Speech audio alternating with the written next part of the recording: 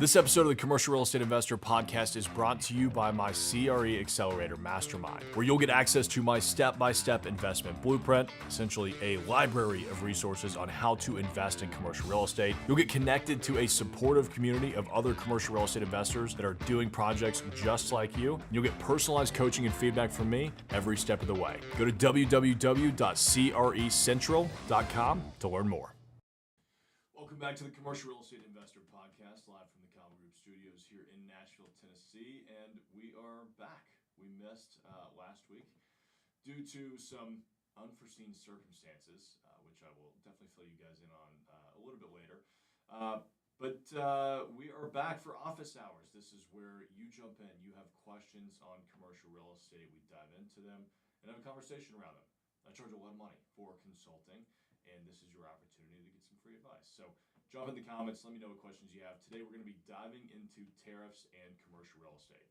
We've talked about that a couple of times on this channel before, but considering everything that is going on this week and possibly 50% additional tariffs going on to China today, at least that's what the president is saying, we need to talk about how that's going to impact real estate. The market is crashing, and one, it makes me very grateful to be invested in commercial real estate, considering the state of the market today.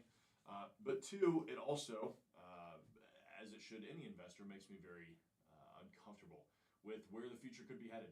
Because even though commercial real estate can't be tariffed, it's going to be tariffed.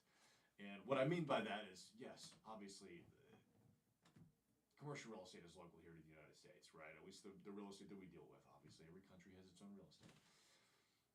And those tariffs won't be directly levied upon commercial real estate, but everything that commercial real estate involves is going to be hit very hard by these tariffs. So let's dive into that today and have a discussion around that. I've got a pretty good thread from Reddit that we'll dive into as well. Jonah is saying, do you think that we should jump on these lower interest rates? Yes, I do. I think considering where we're likely headed now with more tariffs, I think that these are the lowest interest rates that we could possibly see for a little while, which is really disheartening to say because we were really on track. I mean, coming out of the pandemic, the United States had the strongest recovery out of any country in the world. And yes, interest rates were higher than anybody wanted them to be, but they were working and it was fixing our economy. And things were starting to slow down so that they were, or speed up, right? So they were starting to actually drop the interest rates. The problem is when you institute something like tariffs and basically increase taxes across the board, you increase the cost of everything, right? Which is inflation. And so the only way to start curbing a little bit more of the rampant inflation that we could see if we start seeing things like 50% additional tariffs on China is higher interest rates. And the Fed operates independent of any other governmental branch, as it should, because it's not a political group whatsoever, at least it shouldn't be. They are strictly there to manage our money and the flow of money throughout this country and the world. And so they will likely have to raise interest rates. Again, I'm not Jamie Dimon. I am not Larry Ellison. I'm not some of these guys that have billions of dollars and understand economics in a better way than anybody else. I mean, I'm just a commercial real estate investor. So take that with a grain of salt. It's just my opinion. But looking at it from the outside, it seems to me like they're going to have to raise interest rates. I don't know how else to get around it. So, all right, let's catch you guys up on this past week because it's been a hell of a week for me. We missed last week because I had to have an emergency meeting. We ended up firing my property manager. There was some gross misconduct going on that I had been investigating internally for about 2 weeks. And I can't say much more than that right now because there's an ongoing investigation, but I will be getting back to you guys with that. I ended up having to release 3 of my brokers this week as well. So it's been an interesting week. Ended up firing over half my team. And two separate reasons, honestly. So what I'm going to be talking about in an upcoming YouTube video is letting them all go and how I am restructuring my business to move forward without them. Because now that I am, he's saying you can barely hear my mic. I don't know why that is. Let me check on that, Nate. 1 second.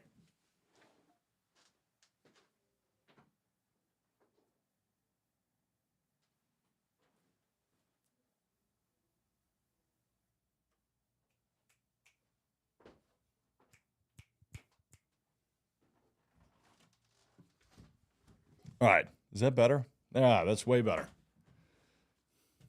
Sorry about that, guys. I don't know why the mic wasn't working, but I just reset it, and hopefully you guys can hear it now. It's at least popping up on my end as being a little bit better. That's one of the tough things about doing these things live, man. Sometimes you just can't hear it. But yeah, so getting into my week this past week, we fired a property manager for some gross misconduct. There is an ongoing investigation for that. So I will disclose that to you guys a little bit later. I did fire 3 other brokers as well. So this past week, for 2 completely separate reasons, I had to fire half my team. And so we'll be recording a YouTube video later today, kind of talking about releasing those people from my team and what I'm going to be doing with my business moving forward to accommodate this new structure. Looking at it, the 3 brokers that I had to let go were largely listing agents. And I think that with this new business model I've been tossing around here for quite a bit, I would need to hire 3 agents to handle that level of business. I would need 1 leasing assistant. So I am hiring a leasing assistant. If you are in Nashville or are willing to relocate to Nashville, it is a very entry-level job, right? So it's a $30,000 base plus 10% commissions on the deals that you're closing, but I'm providing you with everything. I'll get you educated. We'll bring you in and give you a path to becoming a full-fledged broker on your own as well. So if that's of interest, reach out to me on Instagram and let me know. It's at commercial_in_Nashville, and we can dive into that. Yeah, I mean, I'm pretty excited about that. I mean, it's annoying to have to deal with all of that. Unfortunately, that's just part of owning a business and running a team, especially in commercial real estate.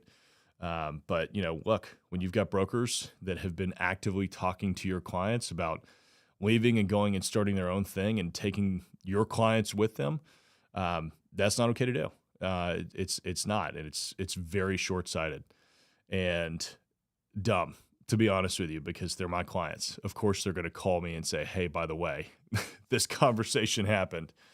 So, yeah, it's been a fun week. All of that, mind you, while I was in Hawaii. Wednesday through Sunday, I flew out to Hawaii. I was there for the Entrepreneurs Organization's global conference, which was pretty cool. I'm on the board this year. I've been on the board for a few years now.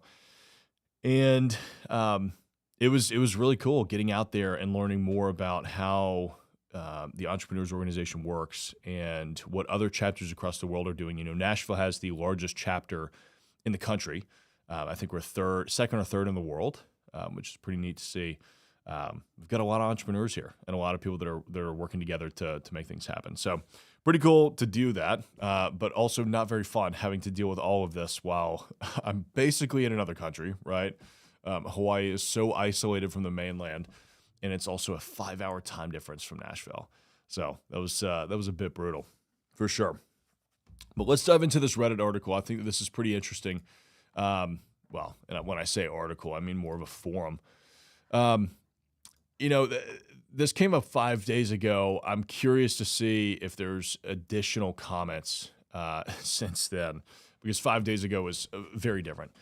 But this one goes specifically onto industrial, and industrial and retail are the 2 that are most likely to get hit the hardest out of any type of commercial real estate. I'll work to give in some of my additional insights on that as well. But this, the question is, how do you see tariffs affecting the commercial real estate market for industrial property leases?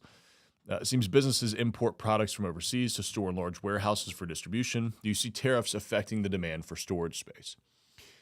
I will say, when I was in Hawaii for the conference, I ended up chatting with a couple of guys that had e-commerce businesses, and almost all the goods that they sell are not manufactured in the United States whatsoever. They're all manufactured in China. I don't know if they're manufactured anywhere else in the world, but it was for sure they are not manufactured in the United States. The tariffs are essentially killing their businesses, which is kind of wild to see, especially if a new tariff goes in today, which I think would bring it up to 104% tariffs on Chinese imported goods, which is crazy. That means if you buy a pair of shoes for $100 from China, you have to pay $104 in taxes on that, right? And that's just for the import. So anyway, first comment is saying industrial is not my sector, but I think this will have a substantial impact on new construction because the cost of material will be substantial. Over the long term, it could help prompt more manufacturing in the U.S., but those projects take many years, so that benefit will not be recognized until we have years of pain in between. If this was the road to go down, I really wish they had been phased in over a 4-year time horizon to allow businesses to adjust their supply chain and infrastructure. I mean, here's the thing. Could you, there's the carrot and the stick approach, right? The carrot is, hey, we're going to give you all of these benefits if you decide to move manufacturing to the United States. And the stick is, we're going to punish you if you don't move manufacturing to the United States. Unfortunately, the stick approach is being used, and it's also impacting everyone, not just these manufacturing companies. And, the president likes to say that we'll see, major changes in the United States in manufacturing in the next 1 to 2 years. That is not going to happen at all. Maybe 3 years, probably more likely 4 to 5 years before we start to see any difference whatsoever. Because just because you say move manufacturing back to the United States doesn't mean it's going to happen that quickly. You have to think most municipalities, like on the front end, most municipalities don't want manufacturing within their locale. They don't. It's loud. It's messy. It causes a lot of heavy traffic. There's a reason as to why it was so easy for us to move it to another country that was fine with that. And so at a bare minimum, you're likely going to have to go find a piece of land that's on the outskirts, get it rezoned or something like that, right, to work with the local officials there. That takes a lot of time. Let alone the fact, don't mind the fact that you also have to go somewhere where you have enough of a population there that you can hire to go work in those factories, right? Which, hey, I guess if you're firing a bunch of government workers for no reason whatsoever and, causing small businesses to shut down their doors, I guess there's going to be plenty of people to hire. That's a whole different story. So assuming that all of those things come together perfectly, it's probably going to take you 9 to 15 or even 18 months just to find the land, go through the due diligence process, and then close on the property, right? So there you're at almost 2 years right off the bat. And that's not uncommon. Like if you're buying a regular piece of commercial real estate and you're coming in and you are rezoning a piece of dirt or you're just buying land and you want to build something on it, you want to make sure that you're going through the due diligence process properly and that you are putting all of your plans together so you can pull permits so that as soon as you close on that land, you can start construction. Anybody that's remotely sophisticated is doing it that way, unless you're getting such a good deal that it's worth closing earlier, right? But that's typically how development works. So we're 18 months in right there, right? From that point to build a facility like this, it takes 9 months to build a house, maybe even 12 months to build a house, assuming you've got the permits. To build a manufacturing facility like this is going to take you 18 to 24 months, maybe even longer, depending on how specialized the manufacturing is, right? Because once you get the building and all of the infrastructure put into place, you still have to deal with all of the specialized equipment and placing of all of that, right? These are highly specialized buildings because they are built specifically to accommodate that type of manufacturing. Now, there are some like assembly facilities that can be very easily retrofitted into other types of uses, but there's some manufacturing where if that tenant leaves, there's no way that you could really backfill it without ripping everything out and starting over. That's why I don't typically recommend manufacturing for newer commercial real estate investors. It just doesn't make sense. It's very specialized. You got to have the right kind of knowledge around all of that, to be honest with you. So anyway, it's going to take 4 to 5 years probably just to start seeing the manufacturing. Again, that's just getting to the point where we have the manufacturing in the United States. Will it be cheaper than China? Well, yeah, if we have 104% tariffs, of course it will. We have stricter labor laws. We have, the cost of living in the United States compared to the cost of living in China is significantly higher, which means that in order to find any sort of labor that's willing to work in a manufacturing facility, you have to pay them more. And I'm all for paying people more money. The problem is that's going to increase the cost of the end good, right? I mean, it's 1 + 1 = 2. So if manufacturing costs go up, the price of the good goes up. And so it's pretty much always going to be cheaper to do it in China and to bring it in here. So I just don't see how in 4 to 5 years, even if we're able to bring 100% of our manufacturing back to the United States, we still don't have all of the raw materials that are necessary to make this happen, which means that you're still going to be paying tariffs to import all of those goods. So this will never fully go away. That's why tariffs don't make sense. And it's going to impact commercial real estate across the board. If you already own buildings, it could help you because we're going to see so much inflation. At least you have a hard asset that's just going to go up in value. I mean, that's kind of the name of the game right now. Even if it was phased in over 4 years, though, I still don't see it really being all that beneficial. Let's see. Another comment is saying, what business is investing heavily in the U.S. when the president can use his big black Sharpie and undo everything on a whim? They'll just hike prices and wait till someone sane is back at the helm. I think that's a pretty good point. Look at was it Land Rover that announced this past week that they're going to stop all imports into the United States until they figure out their new business model? I don't think that is going to be an uncommon move for a lot of businesses for the foreseeable future. Now, that's not to say that they're stopping everything indefinitely, but, there was a guy I was talking to who, when he put his goods on a ship in early March from China to the United States, he knew that he was going to be paying a 25% tariff. By the time that those goods reach the United States, which they don't show up overnight, by the time that those reach the U.S., he's going to be paying over 50% in tariffs, which means that, now he's got to either eat that cost or he's got to raise his prices significantly, and those prices will get raised. So, I don't know. If I was in retail or manufacturing right now, any sort of goods, I'd be very, very worried about where we're headed. Let's see. This person's saying tariffs will impact everybody. The burden is, in a general sense, will be on consumers and businesses. Those increased prices will mean they will have less money to spend on other things and services, which will in turn slow economic growth. In a more direct route, it will make new construction far more expensive, which will be rough for any new development. It's true. Look at the United States lumber supply. Like 80 or 90% comes from Canada. And for whatever reason, we've decided we want to attack Canada too.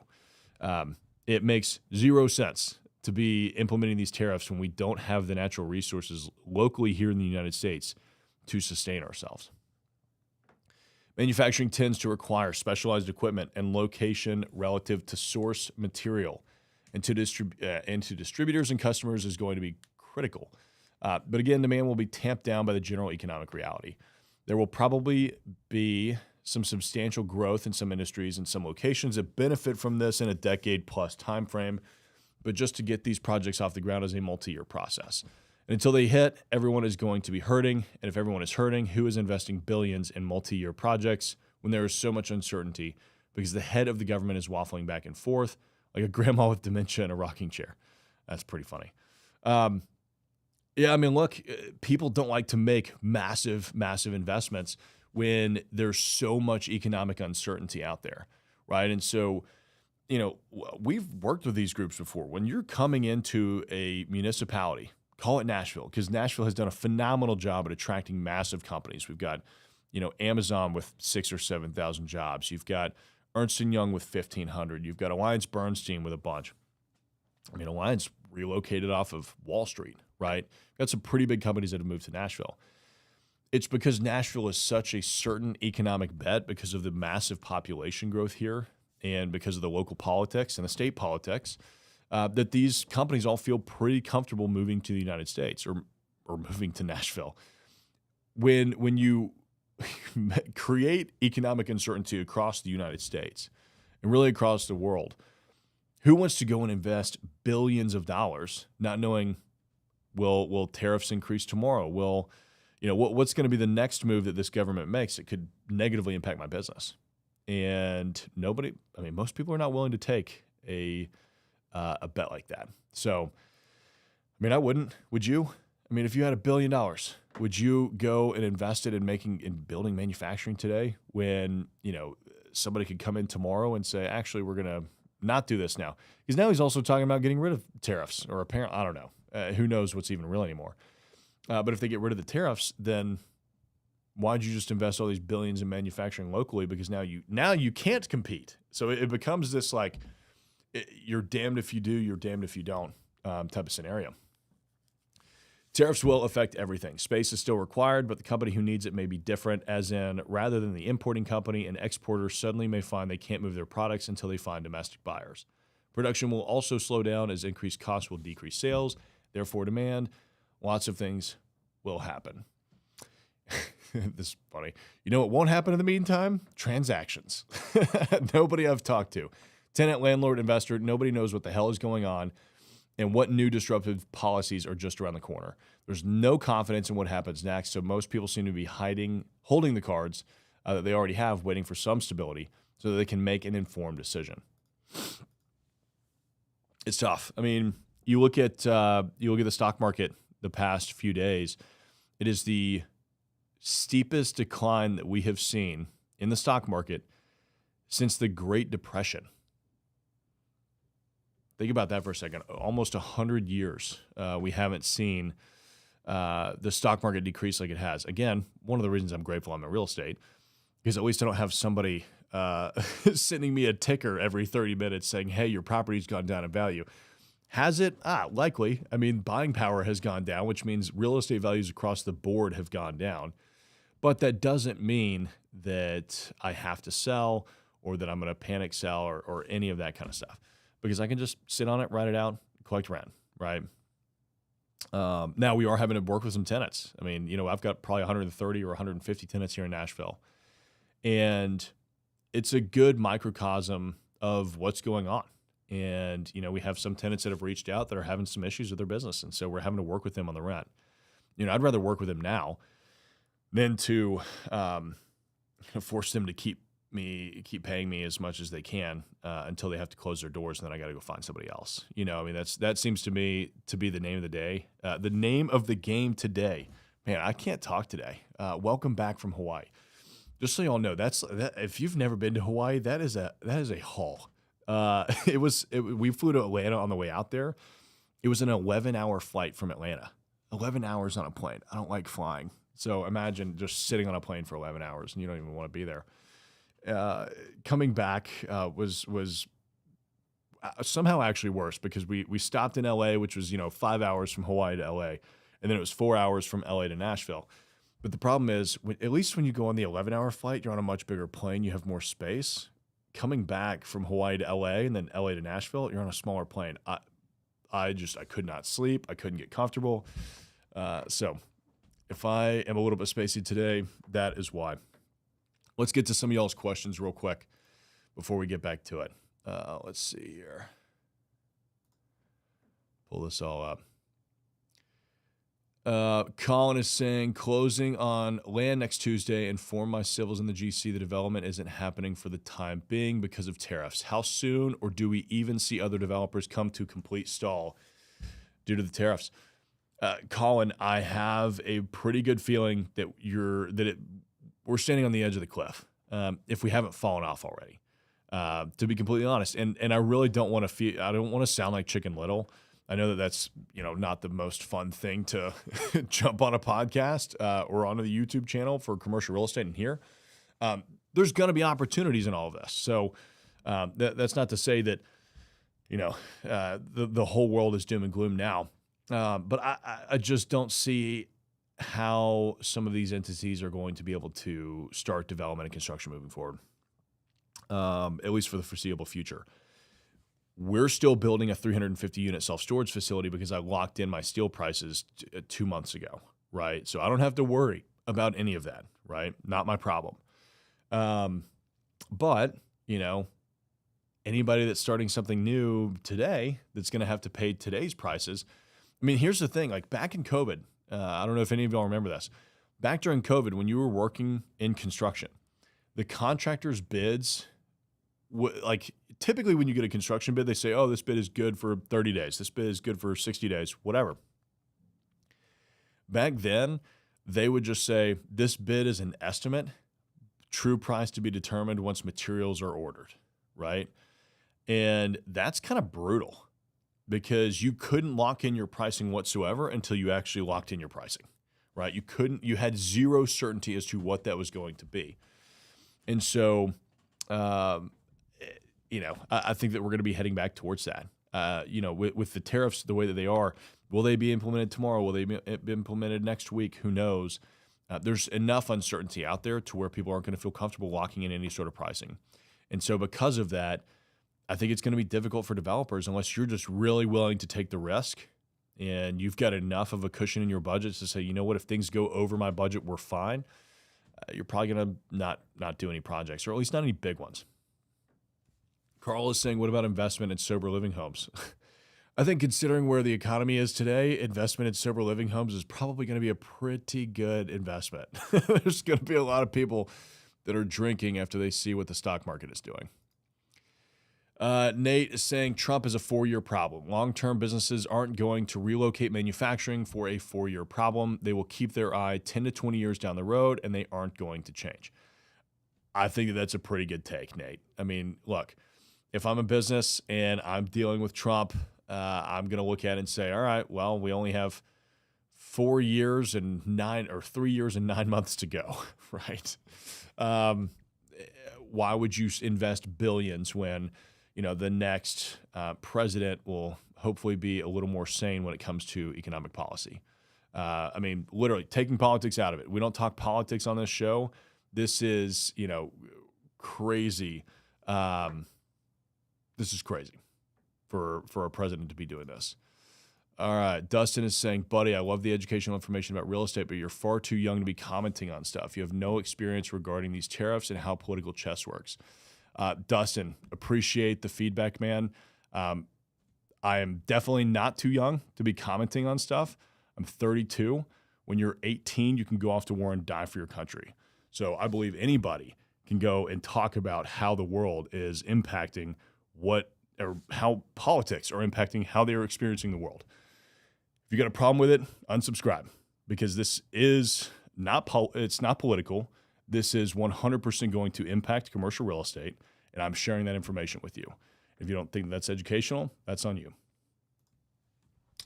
Victor is saying seller escrowed $20K for sewer replacement within 30 days after closing. Any precautions? That's a good question, Victor. Let's see. Seller escrowed $20K for sewer replacement within 30 days after closing. Any precautions? Well, yeah. I mean, why are they escrowing $20K for sewer replacement instead of just doing it? That's a big red flag to me. If the seller was confident in their $20,000 price, why don't they just go ahead and lock it in and do the work? As a buyer, I would make sure that I would have my own bids in place so that I know exactly what the sewer costs are going to be, because that's a big red flag to me if they're just going to escrow it.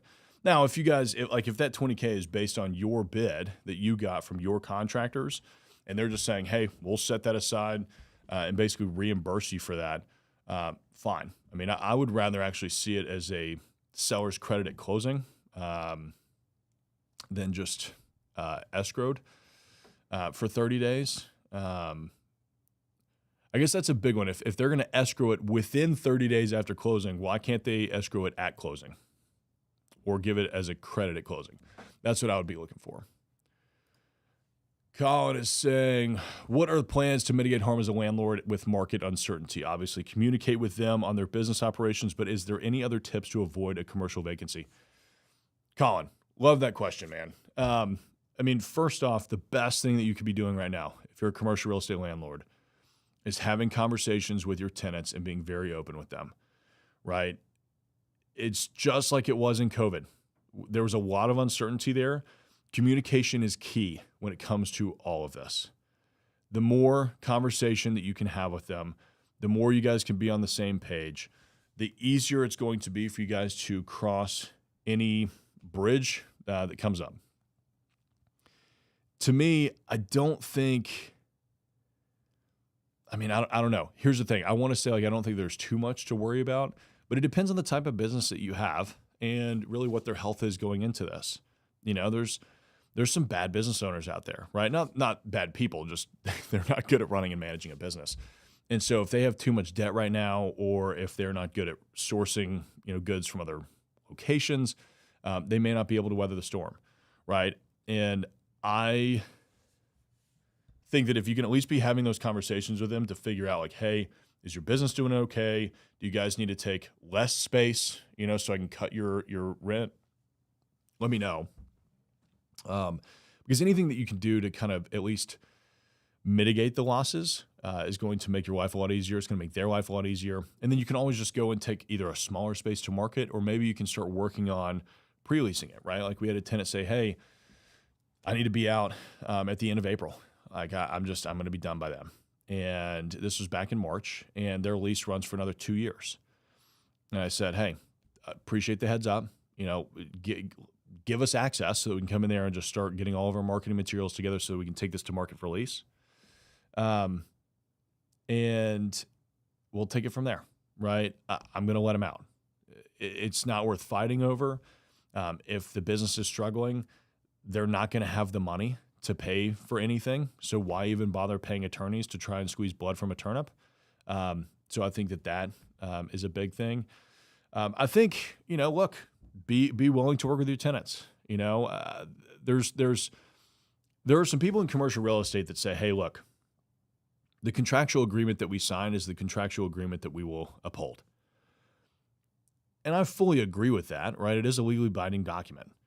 But there's the reality of what's on paper, and then there's the reality in the real world.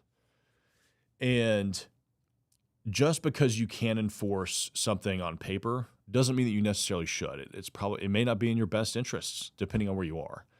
And so I think, be willing to work with tenants within reason. Don't let them take advantage of you. Look, if you're going to start giving rent concessions, let the tenant know, you've got to put it on the market. Or if you're doing rent concessions now, then they've got to sign a longer term lease, right? Or they've got to sign a personal guarantee for the lease, or whatever that is, right? Figure out whatever's going to work with you. I always look at it as a trade, right? Don't just come in and say, okay, well, I'll give you this, this, and this just because you need it. It's okay. Well, if I give you 25% off your rent this month or for the next 3 months, I need to have X, Y, or Z, right? Because that at least makes sure that you guys are both getting something out of the trade, right? Colin is saying, how long, in your experience, have you seen it take for tariffs to impact construction prices once implemented? That's a good question, Colin. Fortunately, I haven't seen too many tariffs. As what's his name was pointing out, as Dustin was pointing out earlier, I'm only 32. I'm not 700. So I haven't seen tariffs implemented across the board like this before. However, I have a lot of friends that own businesses in this space that are being impacted directly by the tariffs, and they raised prices overnight.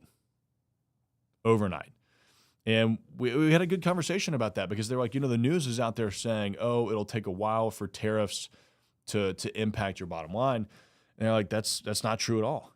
The second that I have to start paying more for the goods that I am selling is the second that I'm going to have to raise my prices, or else my business doesn't make sense anymore. Most businesses don't operate on 50% plus margins, right? And looks like Dustin gave us a thumbs down. Sorry, buddy. Didn't mean to piss you off. So, most businesses don't operate on 50% plus margins, right? They're 10 to 20%. And so if all of a sudden you have these bigger tariffs coming in and taxes and costs of doing business, you have to raise your prices. Otherwise, you're not going to be able to withhold that margin. And the thing is, prices, if you have a 25% tariff, your price isn't just going to go up 25%, right? Your price is probably going to go up more than that because that business has to maintain the margin, right? So it's not just a dollar value. It's not just a dollar value like on a percentage basis. It's them saying, okay, well, if I want to maintain a 20% margin and I have a 25% tariff, I have to raise my prices for 50%, 60%, whatever that is, in order to maintain the same 20% margin on my cost of goods sold. So I think that they're going to go up immediately. We've already started seeing that. Some of the reason you may not be seeing it yet is because a lot of some companies, like lumber companies or steel companies, saw this on the horizon, and so they started buying up a bunch of additional lumber, steel, goods, whatever, and just stockpiling them, right? So they could buy it at a cheaper price before all of this goes into effect. So, again, this may not be across the board. This is one man's experience. But from all of my friends that are running businesses that are actively dealing with this kind of stuff, those costs are going up immediately. So keep an eye on pricing at Walmart. That'll be very interesting to see, right? I mean, almost everything at Walmart comes from China. And so, and Walmart's entire business model is predicated on being affordable. Now, to be fair, all of these tariffs on China will impact every single business. So maybe Walmart will still be the affordable one of the bunch. But, it's funny. We were talking about how Walmart is going to become Target. Target is going to become Nordstrom. Nordstrom is going to become Louis Vuitton. The prices are just going to go up so much across the board that, Walmart's going to be the place where everybody shops. I don't know, but it's still going to be expensive. Calling us saying from a business operation standpoint and not straight real estate, what are your concerns for the Cauble Group and what are you doing to address them? It's a good question. So from a business operations perspective, I mean, it's like we're a professional service, right? Like as real estate brokers, as commercial real estate brokers, we handle a lot of leasing and sales at the Cauble Group. That's what that company does. So from that perspective, I'm not too worried. Like it doesn't really impact our operations other than it's getting back to the fundamentals. Make the phone calls, knock on doors, solve problems. That's all commercial real estate brokers do at the end of the day. Knock on doors and solve problems. And, there's going to be a lot of problems to be solved, which means that there's a lot of opportunity as a commercial real estate brokerage coming up, right? There's going to be some companies that are shutting their doors because they can no longer be in business. There's going to be some companies that will thrive in a tariff-rich environment, and they're going to want to lease space or buy space. So in terms of like our actual operations, nothing is really changing other than kind of what I mentioned earlier. Like I'm looking at firing those 3 brokers and bringing some more of that back onto my plate and honestly using AI and more tech to enable it. I won't have to hire 3 brokers again. Maybe I'll hire a leasing assistant instead. So I think that's the big thing. But again, we're professional services. I don't think that there's going to be as many transactions this year now. Which is really, really disheartening. We were looking at this year. We were like, man, we're finally going to start to raise back up. Everybody's going to feel a little bit good again about commercial real estate. But it doesn't seem necessarily that that'll be the case. But, I mean, here's the thing. The show must go on. There will still be people who have loans that come due. There will still be people that retire. There will still be people that start a business. And so, there's so many transactions that have to happen regardless of the economy that, as long as we're the guys that are continuing to be out there and gals doing the great work and being informed and being knowledgeable of the market, I think we'll do just fine. Game Master is saying tariffs will affect my business since what I sell is printed in other countries. Pokemon. Yeah. I mean, there's so many little things you don't think about that will get impacted by this, right? I mean, look at that. You know, how much are Pokemon cards going to cost now, right? I mean, it's from Pokemon cards to vehicles. It doesn't matter. The United States imports a lot of goods, and probably some stuff you don't even think about. You know, I mean, hell, this hat I'm probably wearing, probably imported. I wonder if some of the ink that I've got in my tattoos is probably imported. You know, there's a lot of goods that I'm looking around in here. I'm like, that's probably all imported. My camera is a Canon. I don't think that's manufactured in the United States. This microphone, Shure SM7B, I would imagine that is probably not manufactured in the United States. My TV definitely isn't. So it'll be interesting. And, you know, the thing, like what people keep saying is like, oh, we'll just buy American. Okay, well, yeah, where am I going to buy Pokemon cards that are made in America? What about coffee? I'm pretty sure there's like zero coffee grown in the United States. So how do you buy that American? It's going to impact retail. I mean, look, again, I know that there's probably some people listening to this that are thinking, oh, this is a bit more of a political slant to this episode than we typically have. And that's fair, right? I mean, I think once you get into tariffs and what the president's actions are, it's going to cross a threshold. You know, like with Dustin, it's going to piss some people off. It just kind of is what it is. And I understand that, and I fully appreciate that. And you know, I'm walking a fine line because I'm not a political commentator, and I'm not going to pretend to be. I'm not super knowledgeable in that space whatsoever.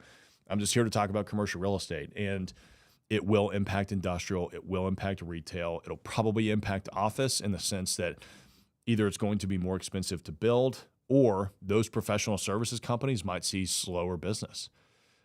So prepare for that. You may have tenants that are not able to afford rent. You may have tenants that just decide, you know what, this space is going to be fine for another couple of years. I'm not going to move and expand and grow. And so those are all things that you just need to be aware of, right? Like it's not always happy in commercial real estate. It's not always fun, but that's what being an investor is. That's what being a business owner is. You have to know what the risks are, what the downsides are, what the negative side of commercial real estate could be so that you can protect yourself. I'm telling you all of this so that you know it, you're aware of how it could impact you and what you're looking to buy or what you currently own so that you can at least start to prepare for what may come. I hope none of it happens. I hope all of the tariffs go away. I hope that everybody walks away happy and we're like, man, how funny was that for a quarter, right? It'd be amazing.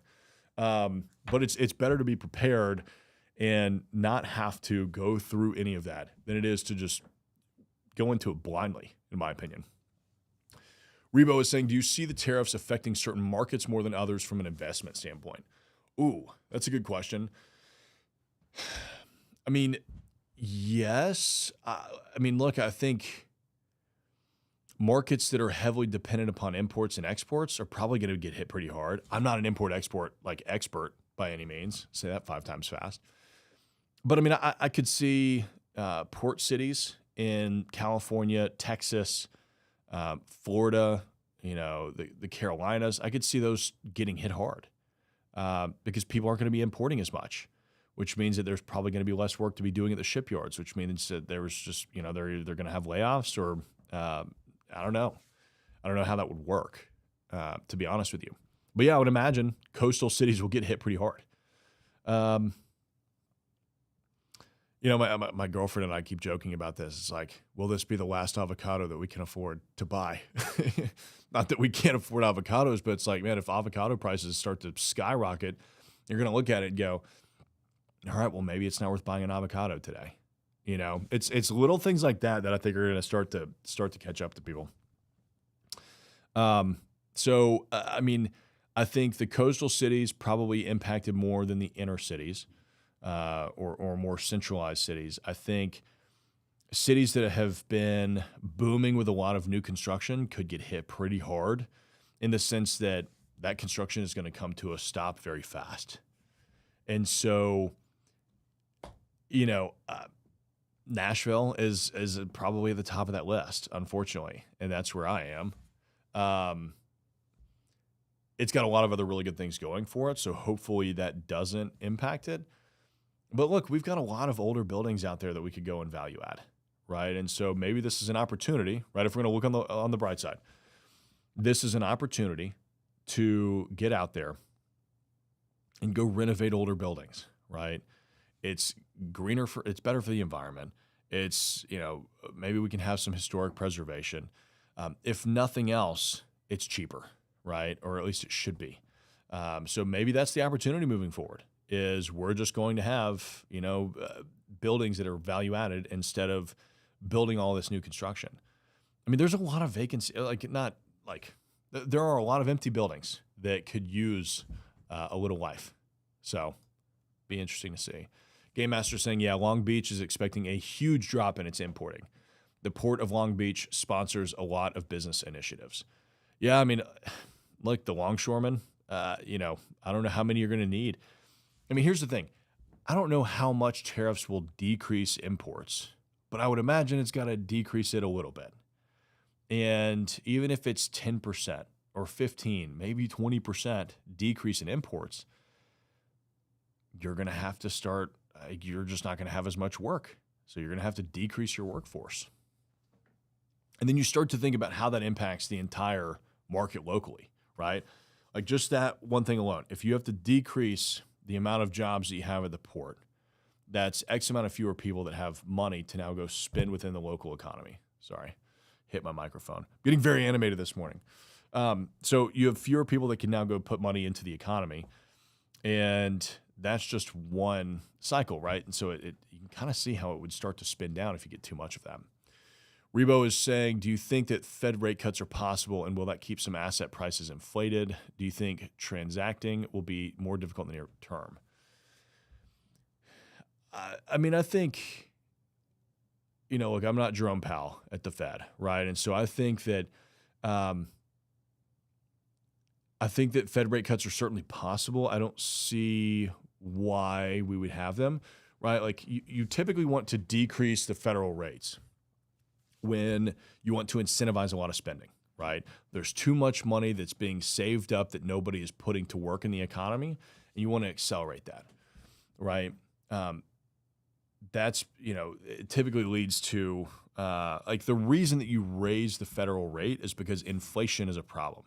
You have too much money circulating within the economy, meaning that, prices just are going up, and what you're trying to do is curb spending so you can slow that down.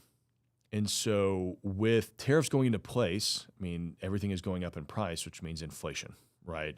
So I don't see why we would have Fed rate cuts. I think it's certainly possible, but I personally don't see why we would have any. I do think transacting in the near term will be more difficult simply because, one, sellers are not going to probably be willing to take some of the pricing that buyers are willing to pay, right? I mean, look, I'm on both sides. I buy and I sell real estate. And I fully understand that pricing is probably lower than where it was last year or even the year before. That doesn't mean that I'm going to accept a lower price on any of my assets, right? And I think that's what makes transacting difficult, even though I as a buyer wouldn't pay that price, right? Because that's just the price that I feel that it's worth. I know that it's not that, but I also don't have to sell anything right now. So, I'm not like backed into a corner to where it's like, hey, we got to start selling things. In the next couple of years, I will. We've got things coming up in 2 or 3 years that we've got to start thinking about. Hopefully by then, the world will be a little bit of a different place and I won't have to worry about it. We could either refinance or just sell them and we're fine. But yeah, I think transacting in the near term will definitely be more difficult. It's definitely something that you want to keep in mind. Let's get back to this article because there's a couple of other really interesting points that people make. Let's see. This one is saying manufacturing companies are going to see higher raw material prices for the foreseeable future, 3 to 5 years plus. Onshoring manufacturing will start very slowly, take 5 years to get traction, and 10 years plus to make a real difference.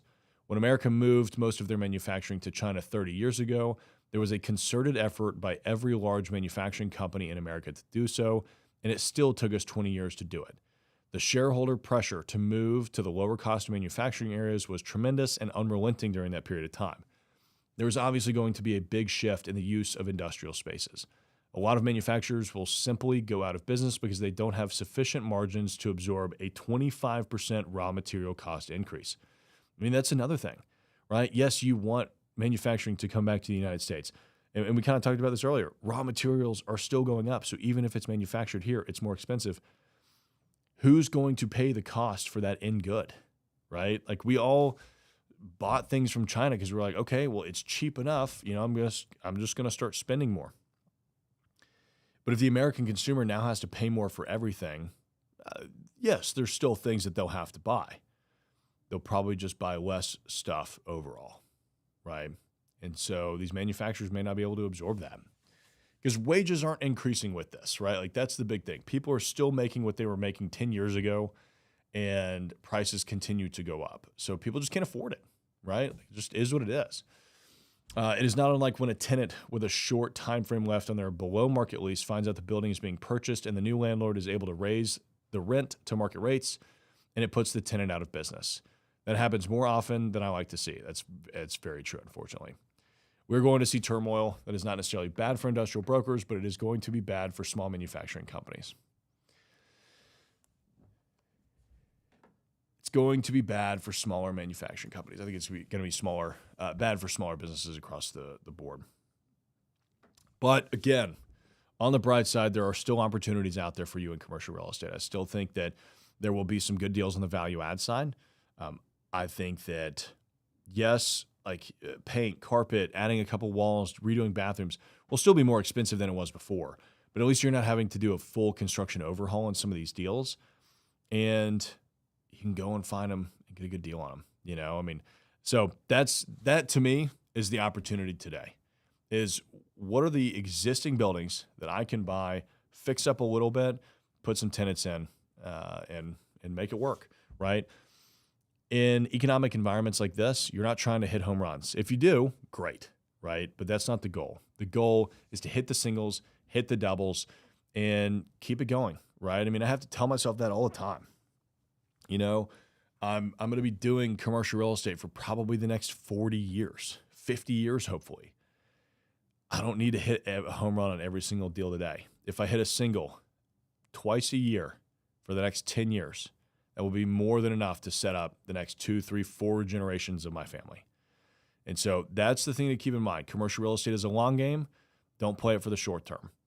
Good deals in every market, Jim is saying. I just have to be able to weather any storm. Weather the storm. That's all it is. Make sure that you're set up for it and that you're going to be able to handle it properly.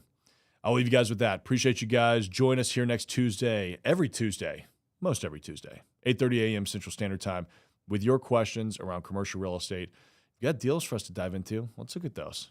Maybe we can start, sharing some stuff on screen and diving into what you guys want to talk to a little bit too. Appreciate you guys. We'll see you on the next one.